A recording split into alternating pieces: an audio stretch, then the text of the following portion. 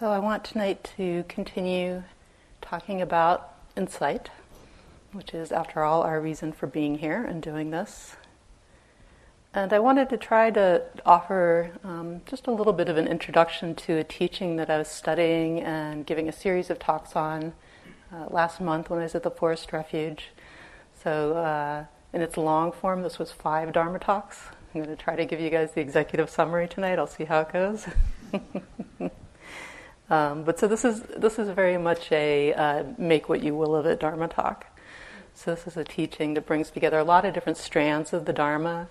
For those of you that are old yogis, have heard a lot of teachings, especially with us. Many of these strands will be familiar and will make sense. For those of you that are here on your first retreat, not so familiar with the Dharma, there might be a lot in it that you don't catch this time around, and that's totally okay.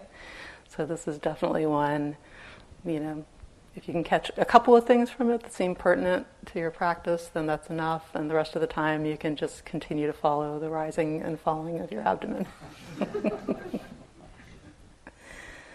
So this is the teaching that comes from a text called the Path of Purification, the Visuddhimagga, which is a commentary on the Buddha's teachings written about 1,000 years after the time of the Buddha in Sri Lanka, at one of the main teaching monasteries there by a scholar monk called Buddhaghosa.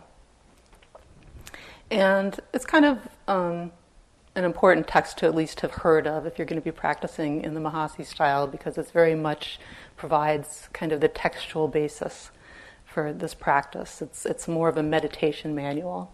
And in fact, Mahasi's Manual of Insight that we mentioned is kind of a commentary on this commentary. So if you look at the original teachings of the Buddha, the early Buddhist teachings from the Pali Canon, the Buddha doesn't actually give a whole lot of meditation instructions. He gives a lot of teachings like about impermanence, about the Four Noble Truths, the Eightfold Path, but he doesn't offer a lot of actual nuts and bolts instruction, a little bit here and there.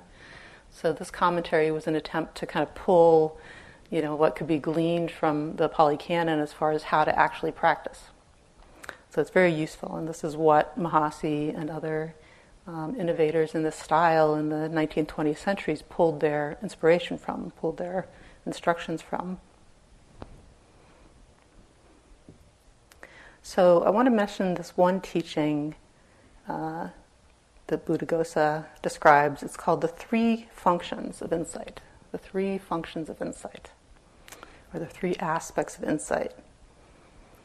And just briefly, these are knowing, the function of knowing, observing, the function of observing, and abandoning, the function of abandoning. So knowing, observing, and abandoning, according to Buddhaghosa, the 3 functions of insight, the 3 jobs, the 3 tasks that insight accomplishes in the course of our meditation. So to start with the first function of knowing, this is a very specific kind of knowing, which is what we've been talking about so far at this retreat. It's knowing what's actually happening now. This is the first function of insight, is that it allows us to know what's actually happening now. So coming into direct contact with experience, coming into direct contact with what we're actually sensing and experiencing in this moment, which is what is actually happening right now. That's all that's actually happening right now. So what's really happening apart from all of our concepts, all of our ideas, that whole conceptual overlay, all the stories we have about what's happening, right? This is just what we've been talking about so far all the time on this retreat. Knowing what's actually happening in the present moment directly, not through the medium of concept, not through the medium of interpretation. And in the Buddha's teachings, in the suttas, he offers a number of different schemes for doing this, all aimed at kind of deconstructing what's going on. Because it's a bit of a mouthful to just sit down, and give the instruction, okay, just be mindful of everything that's actually happening right now, right? I mean, we're moving in that direction. That's the direction that the practice moves in. But when we first sit down to feel our bodies and become aware of our minds, that's just too big of a task. None of us can start there. Even the Buddha couldn't start there. So we need to take it in manageable bite-sized chunks, right? That's why we break it all down into different sensations in the body. Maybe we just look at the breath. We just look at the steps. So we start with manageable bite-sized pieces, and then we kind of expand it gradually as our meditation chops improve, as our skills improve. So the Buddha offered a number of different approaches to breaking it down, how to kind of carve up experience into manageable chunks. And the instructions that Buddhaghosa gives, he takes the combination of what's called the teaching on the 6 sense bases, which I think we've already mentioned, so the 5 physical senses plus the mind, considered as a sense base also, and then breaks the mind down further into the 4 mental aggregates. So there's a teaching of the 5 aggregates, which is the body, plus 4 different aspects of the mind. So if you take the physical aspects of the 6 sense bases, the 5 physical senses, and you take the mental aspects of the aggregates, the 4 components of mental activity, then you can blend them together to get kind of a schema for how we can carve up as a first pass what's going on in the body and the mind. And I'll post a list of this on the board for those of you that might be interested. So there's this general approach of dividing up physical experience and mental experience, what we call rupa and nama, or usually it's called nama and rupa. Usually nama comes first. It flows a little better. Nama rupa, rather than rupa nama. It's like when you have a couple and you have to decide whose name comes first. So nama won out in this case.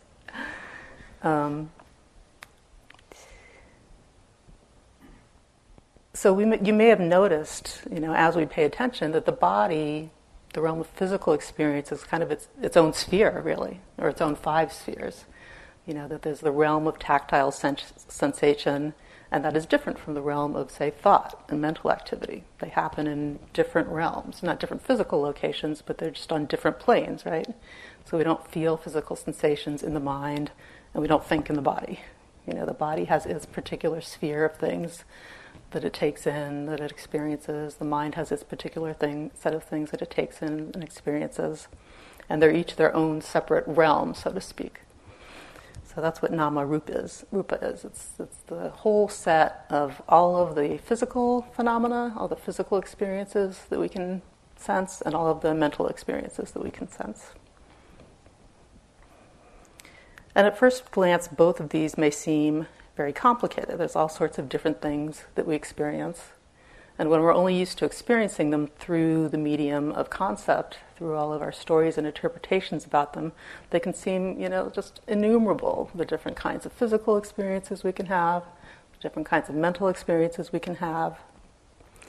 But when we look at it through this framework of nama and rupa, it becomes much simpler.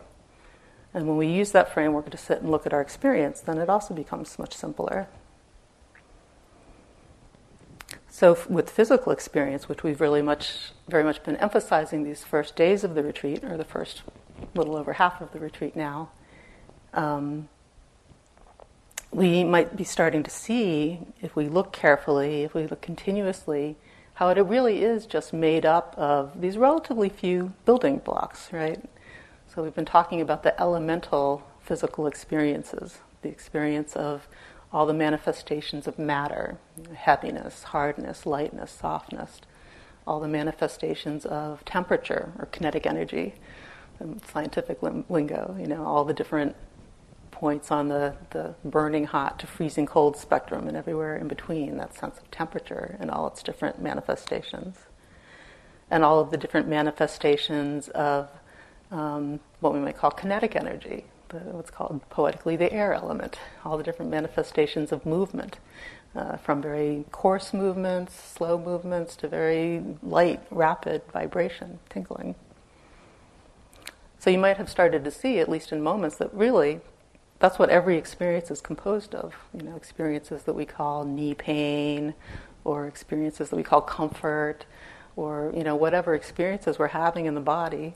However we interpret them through concepts, if we look, it basically just comes down to some array, some matrix of those building blocks. Then we have these other sense organs. We have the eyes. They have their own sphere. They just take in light and color.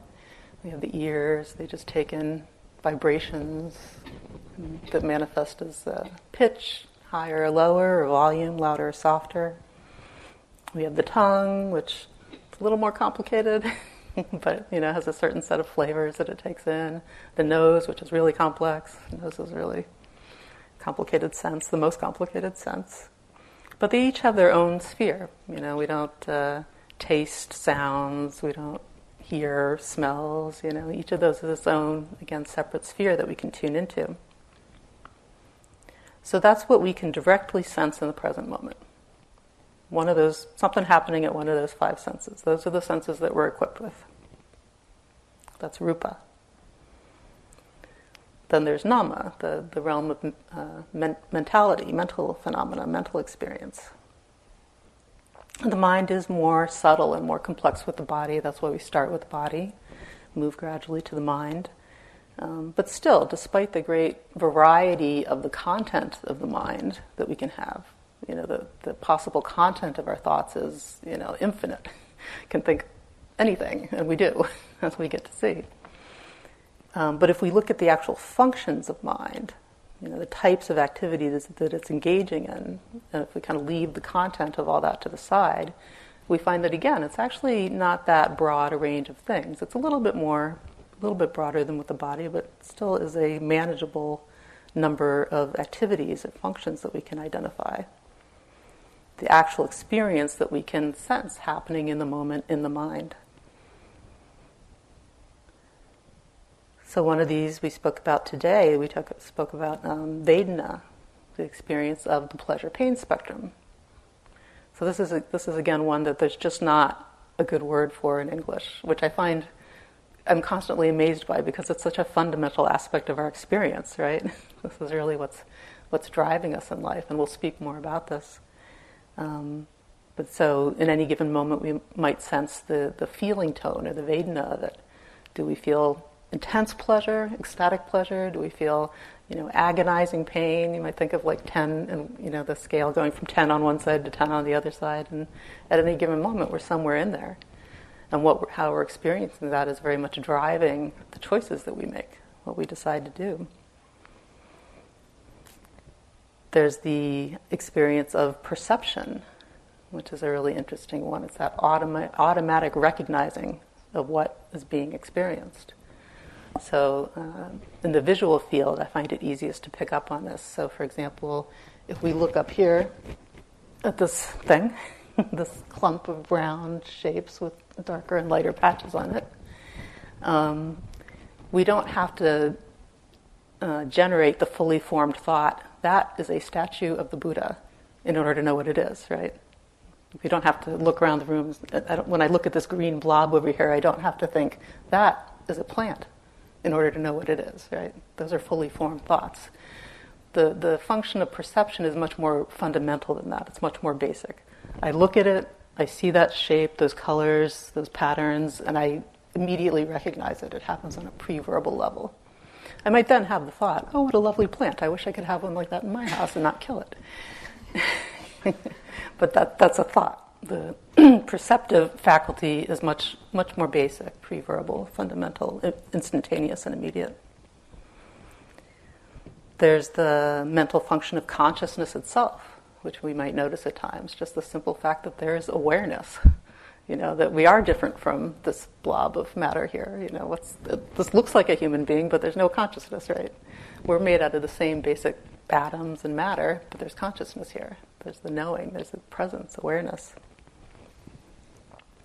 And then there's a few other things. There's thoughts, which we're all familiar with. This is often the first aspect of mental experience that really comes into view. We can notice that we're thinking. There's emotions. Everything that we think of here in the West is emotion. And then a number of mental factors that we don't really think of as emotion. Things like concentration or mindfulness, attention, that aren't really emotion in the sense that we think of here in the West, but they're qualities of mind, functions of mind. And then a few other things, which we'll talk about more. So there's still this fairly limited set of things that we can know, that we can sense going on in the mind. A thought may have any sort of kind of content, but one thought is really like the next. or the next, in the sense that it's a thought. It has a certain way that it functions. It has a certain way that it manifests in the mind. It has a certain way that it feels in the mind. And we can tune into that. So the function of knowing, this first function of insight, is to tune into all of that, which is what we're doing here through this practice, and especially through this particular technique of Mahasi style meditation. But whatever style of meditation we practice, whether it's a different type of Buddhist meditation or a modern mindfulness meditation or in an entirely different meditative tradition altogether, if we're working towards insight, that meditation is going to have to accomplish this function. It's one of the basic functions of insight. We've got to get into contact with what's actually happening, with what's really happening. We have to find a way to step out of the stories, step out of those mind-generated worlds, and get in touch with what's actually being sensed and experienced in the present moment, with what's actual reality. So as we've mentioned before, this is the only place we can actually see what's going on a deeper level with reality. This is the only place we can learn about reality, is if we're actually in contact with reality. If we're thinking about reality, we can only learn conceptual things about reality. We can only come up with more ideas about reality. We have to actually be in contact with our direct experience of the moment if we're going to be able to learn anything about it. It's really only logical, right? So the Mahasi method, this particular style of meditation, is very much, as you might be picking up on, optimized to kickstart this function of insight. The techniques that it uses, the approach that it uses, have been optimized to get this function of insight going really as quickly as possible, without dilly-dallying around with other stuff. So the instructions all keep pointing us back to what's the actual experience of the moment, what can we actually feel, what's happening in the body, what's happening in the mind, underneath our concepts and ideas about what's happening. So if we think about the Mahasi tools, using a primary object, having that home base that we come back to over and over again so that we can really hone in on the flow of specific sensations there. Using the noting, to get the mind used to connecting with those sensations over and over again with clarity, kind of dropping the concepts as much as possible, even though the noting itself is a concept, getting as close as we can with the concept that we're noting so that we can really point towards the actual experience. And then going through this whole exercise that we've been putting you through of trying to describe then to a teacher the flow of nama-rupa, right? We don't want to hear what you think about how your practice is going. We don't want to hear about how strong you think your concentration is or what it means about your psychological conditioning, or your early life. We're just focused on getting in touch with that flow of nama-rupa, the flow of mental and physical phenomena. Just that. That's the whole focus, to get this function going. It's not that those other things aren't important, but it's just not what we're doing here. We don't want to waste time. We don't want to dilly-dally around with all that. We don't have that much time.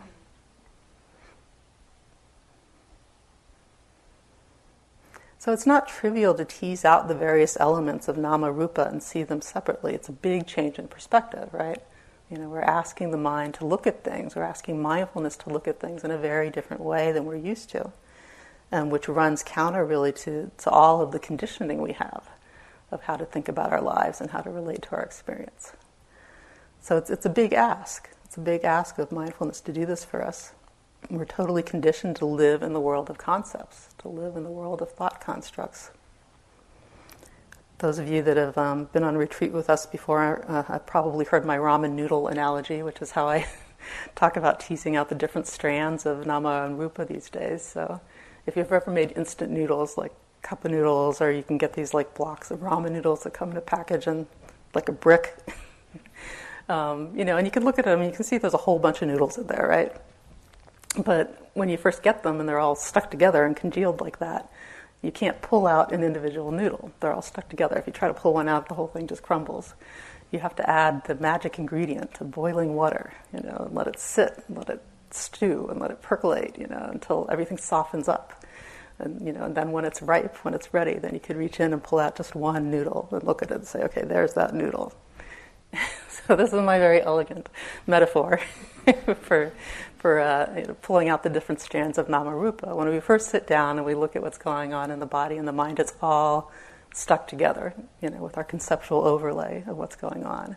We have to add in the magic ingredient, the broth of mindfulness, so that it can soften and loosen up and, ripen until it's ready. And then we can reach in and pull out, okay, there is, hearing. Pull out the hearing strand, and it's clear. There it is. That's that strand of hearing. Or here's the strand of that thought. There's that one thought. You can see it just as it is, separate from everything else. So this is one of the reasons that we need more than just mindfulness to do this practice. It's not just a question of mindfulness. There's actually the special seasoning blend that has to go in with the hot water. So it takes more than just mindfulness to soften up the strands of nama-rupa. All of these other supportive qualities that we talk about, qualities like the Brahma Viharas, kindness. It takes a lot of kindness for things to soften up. It takes a lot of compassion. It takes a lot of appreciation and gratitude, a lot of equanimity. The other spiritual faculties, it takes just the right balance of energy and concentration, faith and wisdom. It takes the various, what we call the awakening factors, interest, joy, tranquility, all the paramis, generosity, integrity, renunciation, patience, honesty, and resolve. Not to mention a good sense of humor. It takes all of these supportive qualities in order for that magic broth to do its work and loosen up all the strands of experience, so that we can actually get in touch moment by moment with the nama and rupa of the experience.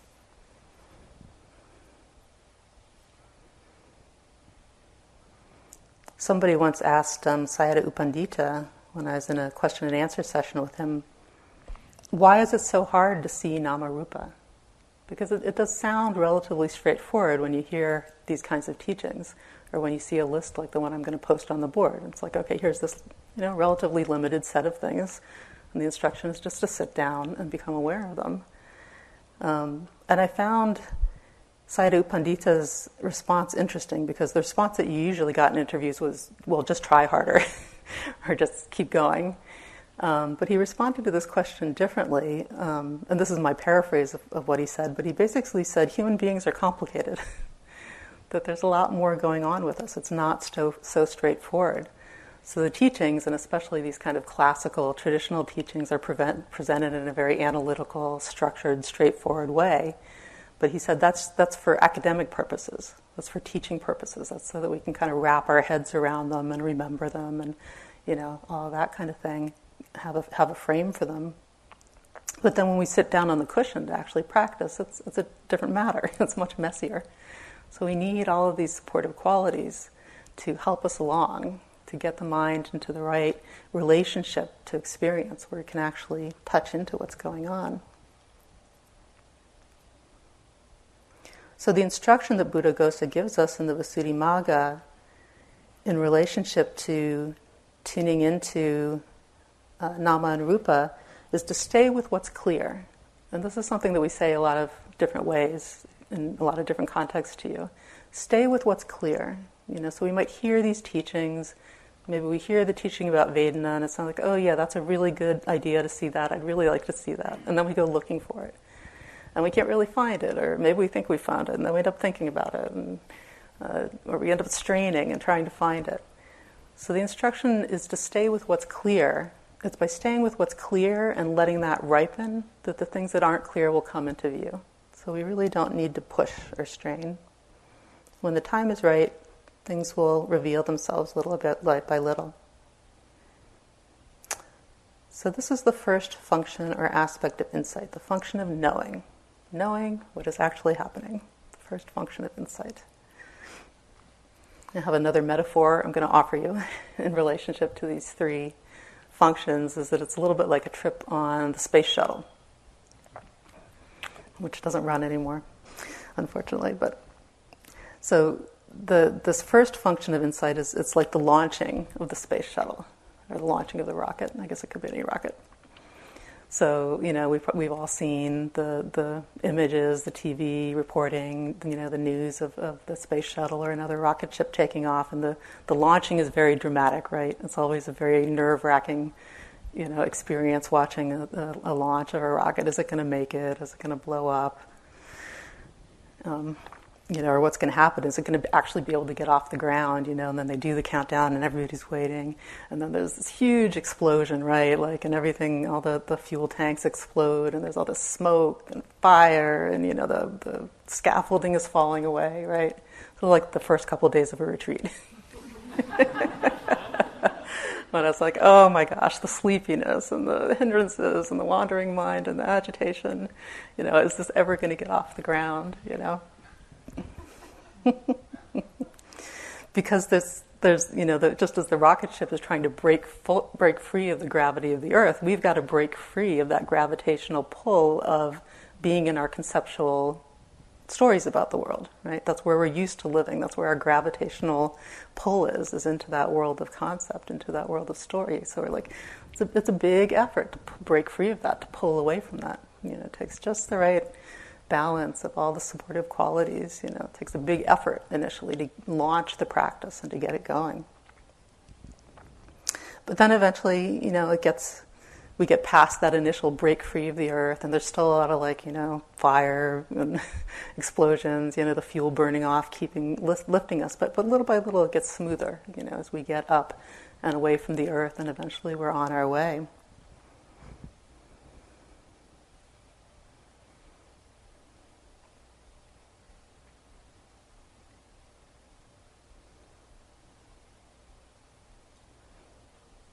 So when we get to a place where we can see all of those strands of ramen noodles separately, and we can see clearly what's arising and passing in the mind and body, then this is when insight can arise. So we just start seeing this passing parade, moment after moment of, now a bit of body, now a bit of mind, now another bit of mind, then something else in the body, something else in the body. And you start to see this parade, this flow, this stream of moments of this and moments of that, nama and rupa passing by. And at some point, we're able to really get this. After we've watched, 532 trillion, 698 billion, 742 million, 311,621 moments of nama and rupa going by, it starts to dawn on us. There's a critical mass of data. It's like, oh, this is actually all that's going on. We've been watching, the body and the mind, the flow of nama and rupa for however many, 5 days now here about. Some of us, for weeks or months or years or decades, retreat after retreat and during our practice at home. And at some point, it becomes convincing. The body of evidence becomes convincing. This is all that's going on. We have yet to see anything else in our experience that is not some manifestation of mind and body. But that's not an intellectual understanding, right? I mean, we can have that thought very easily. Oh yeah, that's all that's happening is mind and body. That doesn't accomplish anything. We have to actually do the work. We have to actually gather the data. We have to actually take it in, moment after moment after moment until the heart is convinced. This mysterious way of learning that we call insight happens on a completely different level from intellectual understanding. It's learning with the heart. It's learning at a deep level, at an intuitive level. So at some point we get this, that there is just nothing else. That nama rupa is all that's going on. And not just now in this moment, but in every moment. The mind makes that inferential leap. That, I've seen however many trillions, billions, millions, thousands, hundreds of moments, and they've all been like this. This is how everything is. There is nothing else out there. It's all nama rupa. And most of the time when we're getting this insight, we don't actually realize it. Because we're not seeing anything in particular. We're just seeing one moment after another of physical and mental phenomena. No one of them in and of themselves is particularly remarkable. But they build up, and little by little, the heart gets it. And at some point, this is the way insight tends to manifest, is that it's happening and we don't really realize it. It's happening behind the scenes, below the surface. But at some moment there's an aha experience where the insight kind of bubbles up and hits the brain, hits the thinking brain, and the thinking brain goes, oh, right, there's just nama rupa. So that's when we tend to become aware of it. But that, just because we're not having that realization intellectually doesn't mean that it's not happening. Early on, when I heard these teachings about nama rupa, I was really mystified by them, as I was with pretty much everything when I initially heard it. A lot of this doesn't just make intuitive sense. As like, what do you mean everything is nama rupa? I mean, like, I've got, here I am, and there you are, and I've got my life, and, my home, and my friends, and my family. What do you mean everything is nama rupa? And when I did finally start to see it, I didn't realize it. I had to have it pointed out to me. And I was interviewing at this point with one of Sayadaw U Pandita's assistants, a wonderful monk called Sayadaw Usasana. So I'd come in, day after day, as we do, and tell him about my breath, and tell him about my step. 1 day, 2 days, 3 days, a week, 2 weeks, 3 weeks, 4 weeks, however long it was. Until one day I came in and he asked me through the translator, "What is your mother?" I looked at the translator, I was like, "Come again?" Because for, however many weeks it had just been, tell me about your breath, tell me about your step, tell me about general activities or a secondary object. That was the routine. So I looked at him, and the translator said, Sayadaw says, "What is your mother?" I'm like, okay, well, what is my mother? So I reflected for a moment, and I just dropped into, the mind and the body, what I was experiencing there, and I reflected, what is my mother? And in that moment I could see there was a thought about my mother, there was a mental image that came to mind, there were some emotions that arose, which generated feelings in the body, and I got it.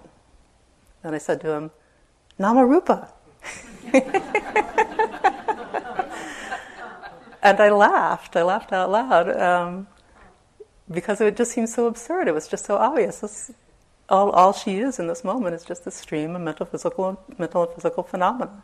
The idea that she's something other than that is just an idea. It's just another thought arising in this moment. There is nothing else. It's just nama rupa. And then Sayadaw laughed. And we both laughed. It was like the biggest joke in the world. It's all nama rupa. And he asked me a few more things like that. I think he asked me, what's your father? And I said, nama rupa. And we laughed. A few more things like that. And then he rang the bell and dismissed me. But I hadn't realized until he pointed out to me, when he could see that I was ripe, that I was really getting that insight. So getting this really changes our perspective on what's going on. The more that we come to understand that all that's happening is nama rupa, not as an idea, but actually experiencing it directly, it weakens the force of craving and aversion in the heart, the clinging of the heart. The heart becomes less inclined to get caught up in struggling and reacting to particular experiences, because they're all just nama rupa, On the conceptual level, there may be very compelling reasons why we feel craving or aversion around our mothers, but it's a lot harder to get worked up about a stream of physical and mental phenomena once we realize that that's all that's really going on. So this is the first function of insight, knowing what's really happening. The second function of insight is what's called observing. Well, observing what? Observing the three characteristics that Tara spoke about last night. Observing the universal qualities of experience. The impermanent, unsatisfying, impersonal nature of experience. So the first function of insight, the knowing, knows what's really happening in that stream of nama rupa, knows what's happening in the flow of mental and physical phenomena as they really are, with all of their particular qualities, what we call their specific characteristics. Is it heavy? Is it light? Is it hot? Is it cold? Is it red? Is it blue? Is it still or is it moving? Whatever the particular quality of the experience is. So the first function of insight picks up on those, all of those details about what's actually happening. The second function of insight, the function of observing, picks up on the trends, on the bigger picture, on the universal qualities of all of those experiences, regardless of what their particular qualities might be. So a moment of really intensely pleasant experience and a moment of really intensely painful experience, to that first function of insight look very different. They have very different particular qualities or characteristics. But to the second function of insight, the function of observing, they're the same. They're impermanent. They're unsatisfying, and they're out of our control. So it's different ways of looking at the same experience. So we could think of it as the first function of knowing sees the trees, and the second function of observing sees the forest, sees the big picture.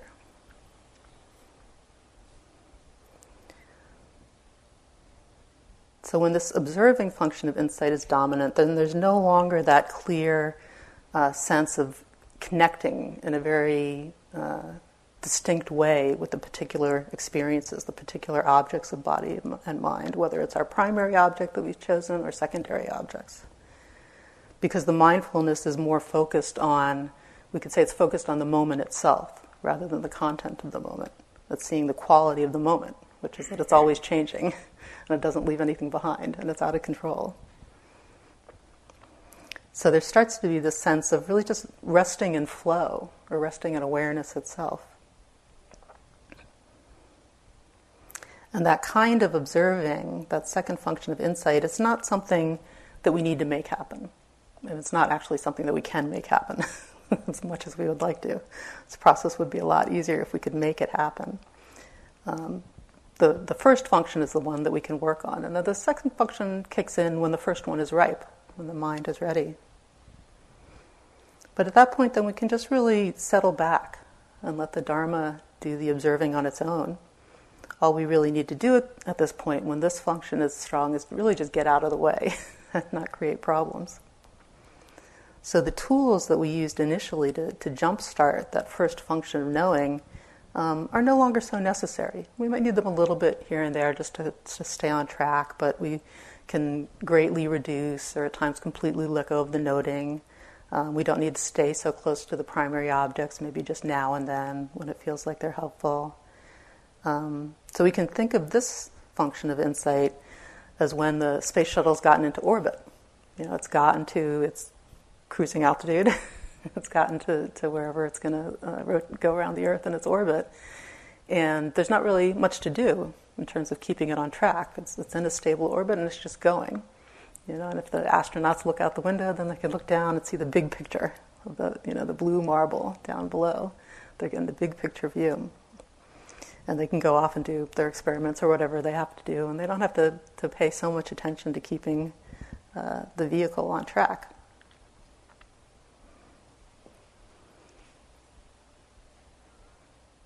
And as with the knowing function, this function is also mostly happening without us realizing it.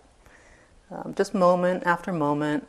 Again, in any given moment, what we're seeing is not particularly dramatic or noteworthy, but we're just noticing moment after moment, things disappearing, things not leaving any residue behind, not having any ability to control their arising or their passing. We're just kind of taking it in moment by moment without realizing it most of the time. But still, again, getting it on that intuitive level. The heart is getting it.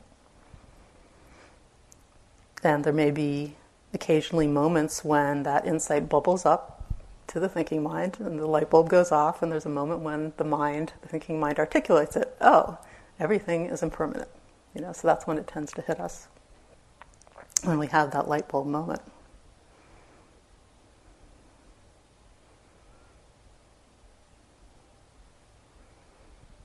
One of my favorite Sayadaw Upandita quotes says, "Every moment of mindfulness brings the yogi one moment closer to full enlightenment, whether they like it or not." So, we're always so hungry for reassurance. Is it really working? Which is natural. Am I really doing it right? Is it really okay? Is my practice really on track? Which is why it's great to have a good spiritual friend that we can check in with, who can reassure us, yes, it's okay, it's really happening. It is a leap of faith, until the longer that we go on the path and we see how this happens over and over again, how insight is growing, and occasionally we get a glimpse into that, but not always. The more we can trust the process and just let it do its thing. When we're in a place in our practice where the observing function is strong, and mindfulness and concentration have some momentum, and effort has come into balance, and not too much, not too little, just the mama bear level of effort, then we might at times get what we call Dharma goodies. The Dharma goodies. So these are the bells and whistles of practice. These are side effects of our practice that can be interesting, that can be insightful, but they can also be seductive and somewhat confusing at times if they're unfamiliar to us. Some of the more common ones that might arise are what we might call psychedelic effects. Some of you might have had some of these. Sometimes we get light shows, laser light shows going, like at the rave, or maybe we're bathed in white light, like having a near-death experience, bathed in white golden light, or there can be odd things that happen to the body, sense of distortion of the body, like we might feel like our right arm is like 50 feet long, or we might feel like we weigh 2,000 pounds, we just absolutely can't move, we're so heavy.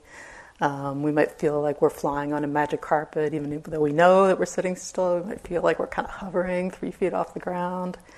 So these and many, many other odd experiences of the body can happen. Pretty much you name it, we've heard it. This just comes from the ordinary sense of perception of the body falling away as we get more in contact with the truth of the specific and the universal characteristics of the flow in nama rupa. Our ordinary way of interpreting experience loosens up and can fall away to a large extent. So that conceptual overlay really recedes. And it turns out without the conceptual overlay, things start to feel very different. So there is a lot of insight in that experience. We're really getting that, what we think of as the body is not this nice, neat anatomical package that we tend to conceptualize it as. It's this vast field of amorphous experience, filled with vibrations and trembling and light and all sorts of things that doesn't look anything like what we think of as the body.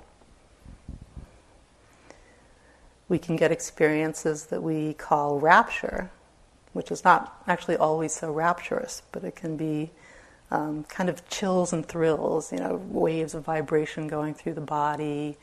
Sometimes it can be jolts. Very interesting, compelling experiences in the body that may be ecstatic, or at times it may feel like we've stuck our finger into an electrical socket. We can have experiences of what we call bliss, which is a feeling of just, profound, sweet, content happiness. It tends to be one of people's favorite. So just this pervasive, deep sense of happiness and comfort in body and mind, like we just can't even imagine being more comfortable than we are. We can get a sense of deep tranquility. This sometimes happens where we sit down, we get settled, we start our meditation. It seems like just moments later the bell rings. Like our sense of time has just flown by because we've just been so calm, so tranquil. We feel like we could sit for hours. We might have a thought like, why was this so difficult? I could do this all day. What was the problem before? Why did this seem so hard? We can have the sense of effortless effort. All those struggles with, trying not to work too hard, trying not to fall asleep, trying to get just that sweet spot of effort can fall away, and we are in a place where it just feels like the practice is doing itself. It's effortless. We don't even need to do anything. We can have an experience of equanimity, where the things that usually trigger us just don't get a rise out of us. We're just so chill. So maybe that obsessive thought, that's been just driving us crazy arises again, and the mind's kind of like, no big deal. Don't need to grab that one. Or we encounter something, in the meal line that would normally excite us a whole lot, one way or the other. And the mind again is just kind of like, not a big deal. Don't really care. So these are just a sampling of the Dharma goodies that are available. And they serve a few useful purposes, these kinds of altered consciousness experiences. For one thing, they're usually nice. They're usually pleasant. And pleasure is a great support on the path. There's a lot of unpleasant. There's a lot of struggle on the path. So when we do fall into a place that's pleasant, it's rejuvenating. It's energizing. It helps us to relax and rest and recover from all the difficult times. So it keeps us energized and engaged. And it is also a sign that things are moving along. It's a sign that that conceptual overlay is loosening up. The ramen noodles are melting, are releasing, and that things are coming along. Buddha Gosa has a cute spot in the text where he says, basically in so many words, slackers don't get Dharma goodies. It's not his exact words, but that's basically what he says. So, it is a sign that our concentration is growing, our mindfulness is gaining momentum, we found a good balance of energy, so it can be very validating, very affirming, can give us some hope. So that's also really useful. The Dharma goodies also change our perspective on ordinary goodies. They change our perspectives on the sense pleasures that we're normally chasing after in our ordinary lives. Some of these are just way better than anything we're going to encounter in our ordinary lives. Like a good meal at our favorite restaurant really can't hold a candle to spiritual bliss. So it kind of reframes it changes the yardstick by which we're measuring things, After a good bout of tranquility, the next episode of whatever show we're binging on Netflix doesn't have quite the same allure, We just judge things differently. It doesn't mean that we're going to stop wanting sense pleasures or stop enjoying them, but just the framework, the context for them changes. And the Dharma goodies also open our eyes to the nature of happiness, because they're totally internally generated. They're not sense-based. So mostly what's happening when we get some of these Dharma goodies is that we're just sitting quietly, or maybe we're pacing back and forth, or maybe we're having a meal or something like that, or having a shower, but nothing extraordinary. That sense of delight, that sense of pleasure isn't coming from contact with something external. It's coming from the quality of the heart and mind itself. So this can arouse greater faith in the potential of our practice. It can expand our ideas about what's possible for us. When we first encounter one of these altered states that we haven't before, it's a big wake-up call. It's like, oh, I didn't know that was on the menu. That's something totally unexpected. So what else might be possible? Other things that we didn't think were possible for us might also be on the menu. So we can grow in faith.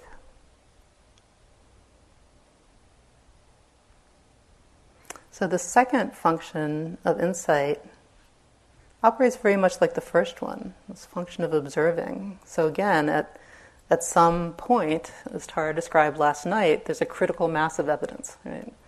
We've observed 500 trillion, 300 billion, 400 million, 700,000, 382 moments, and none of them has lasted.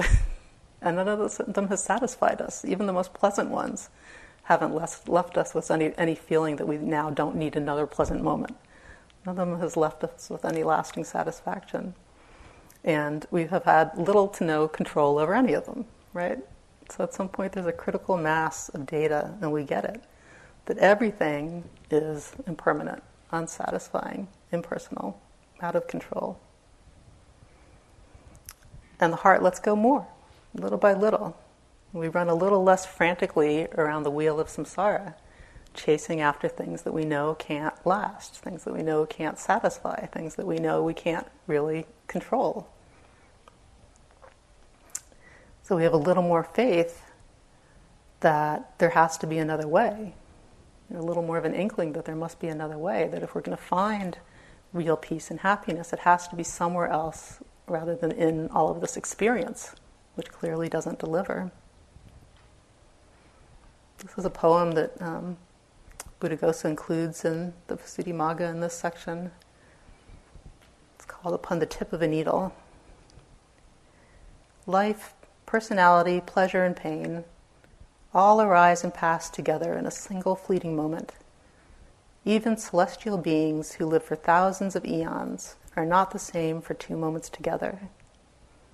The moment that ends when we die, and those that end while we live, all are the same, gone forever.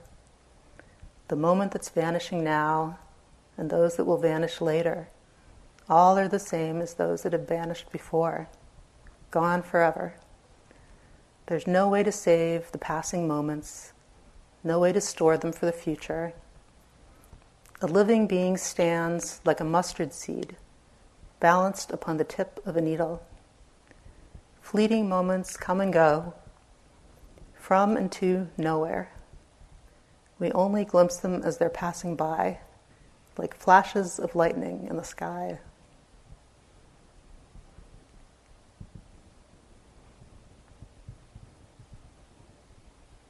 That image of the mustard seed balanced on the tip of a needle, like, always gets me.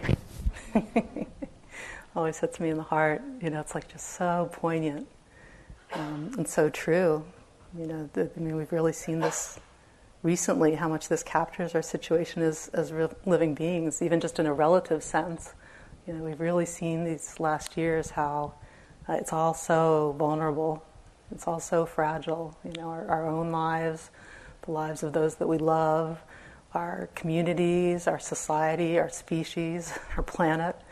It can all just go in the flash of an eye.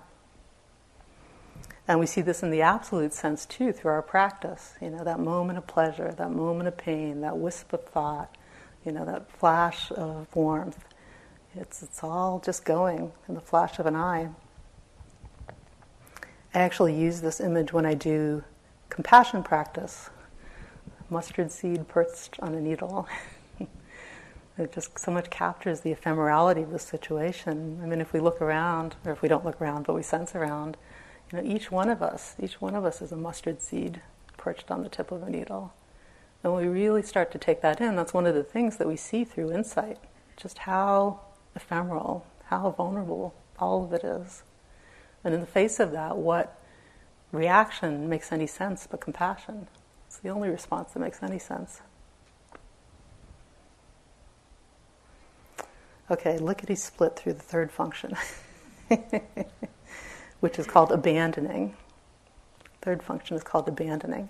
So it turns out that it's not actually enough just to see the specific and universal characteristics, which are the first 2 functions of insight. There's another ingredient, there's another function that has to happen. And that is that we need to come to terms with it. So that doesn't automatically happen. This is something that we don't always talk about. There's this process of coming into contact with what's actually happening right now, seeing the 3 characteristics in it, seeing the universal characteristics of it. But then once we've seen that, we have to actually digest that. We have to take that in. We have to come to terms with that. We have to accept that this is how it is and let go of the illusions, the delusion, the ignorance that we've been holding on to. So that's why this function is called abandoning. It's the aspect of insight that lets go of our former misunderstandings, our former illusions and delusions about what was really happening. All of our incorrect ideas and perceptions about what was really going on, which we've been hanging on to for a long, long time. We've been really invested in our view of the world, our understanding of life. At times when we come up against the truth of how things are, the universal characteristics, the ephemerality of existence, there can be a great sense of relief, right? Some of us have experienced that. It's like, oh, thank goodness, it's not all my fault. Suffering is not a personal failing. This is just the way that things are. So it can feel like a huge load is lifted at times. It can be a great relief. We might even feel euphoric. It's a great sense of joy when we discover this. But the more that it sinks in, that this really how it is how it is, and that it's not just something we can dabble in. This is something we have to face. That can be a bitter pill to swallow. We need time to mourn for our lost illusions, our lost fantasies, those cherished stories that we've been nursing and nurturing for so many years. we have to come to terms with just how deluded and ignorant that we've been. And that we're just never going to get the kind of satisfaction out of life that we've been hoping for, that we've been trying for, that we've been striving for so long. There's this kind of irony that we would all like deep transformation. We'd all like to have real change in our hearts and minds that lead to greater peace and happiness, but we'd like it to be painless. we'd like it to be painless change. But if we think about it, it only makes sense that if there's going to be real transformation, if there's going to be deep transformation, that's going to involve also deep loss, deep letting go of what's been holding us back, which, as difficult as it might have been, is also what's familiar and what we know and what we've cherished and loved. So it's not realistic to think that it can happen any other way. This isn't what we tend to imagine when we start out, that there's going to be, along with what we gain through the practice, there's going to have to be a deep letting go of what we're losing through the practice. And this is again why we need all of those supportive qualities of love and compassion and patience and equanimity and everything to be able to hold this part of the process.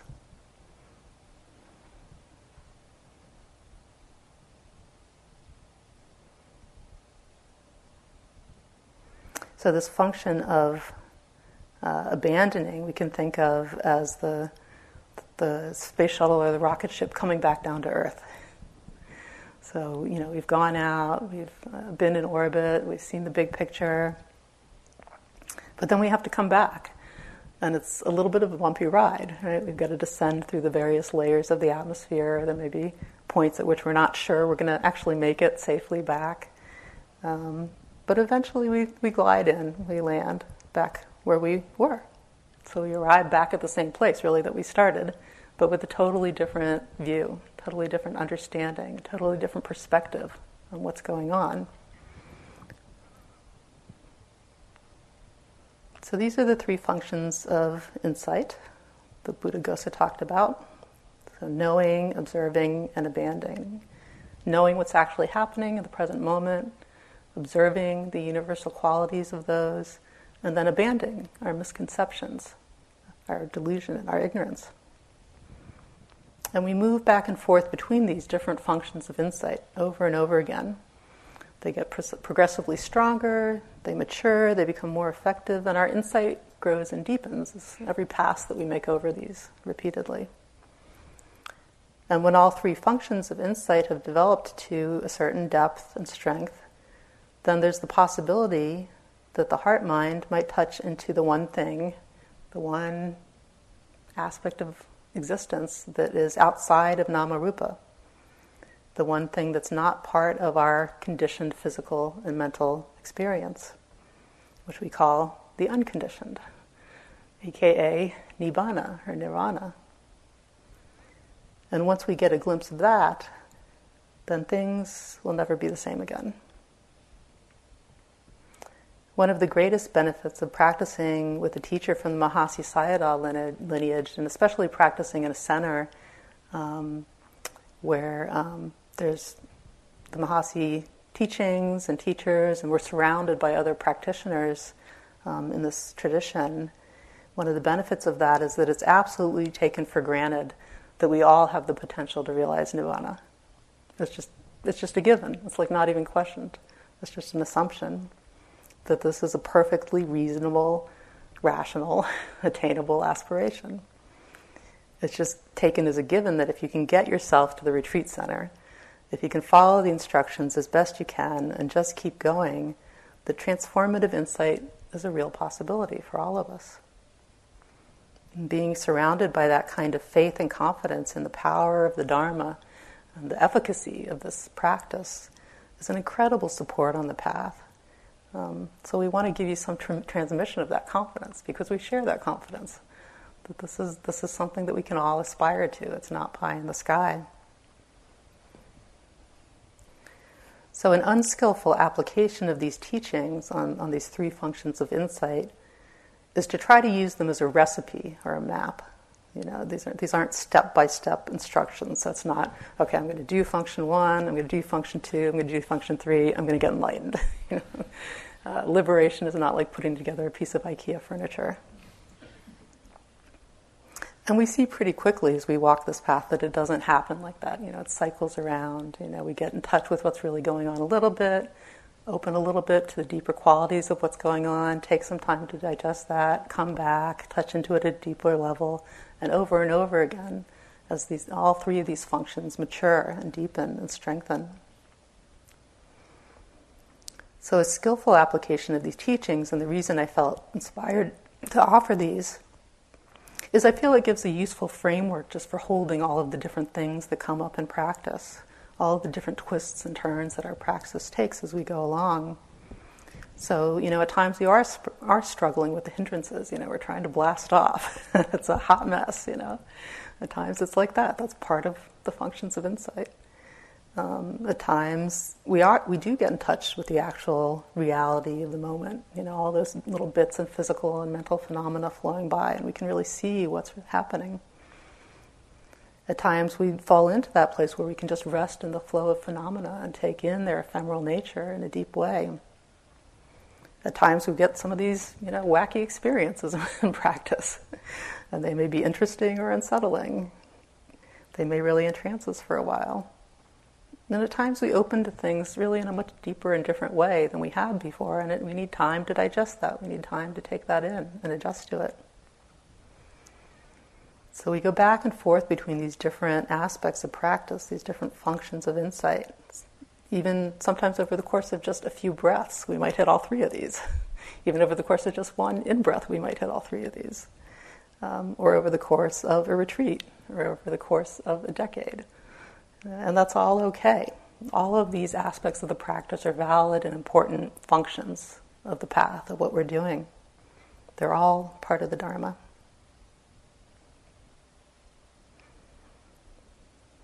This is a poem, excerpt of some writing from Ajahn Mun, who is one of the founders of the Thai forest tradition and also considered widely to be an arahant, a fully enlightened being. He didn't do a whole lot of writing. He was really a forest wandering monk, like he had no possessions and didn't settle at a monastery. He just kind of roamed around in the forest. But this was a little bit of his writing that was found when he died. He wrote, "Once there was a person who loved himself and feared suffering. He wanted happiness that was secure and lasting, so he wandered endlessly. Wherever people said that happiness could be found, he tried to get there, but so much wandering took a long, long time. Then one day he discovered the truth and abandoned the cause of suffering and imaginary things. He found a cave of wonders and endless happiness in the body. As he gazed around the marvelous cave, his suffering disappeared and his fears subsided, experiencing limitless peace. This is the path of freedom. It's up to you to go or not. I'm not trying to fool you or force you. I'm just telling you the truth for what it is."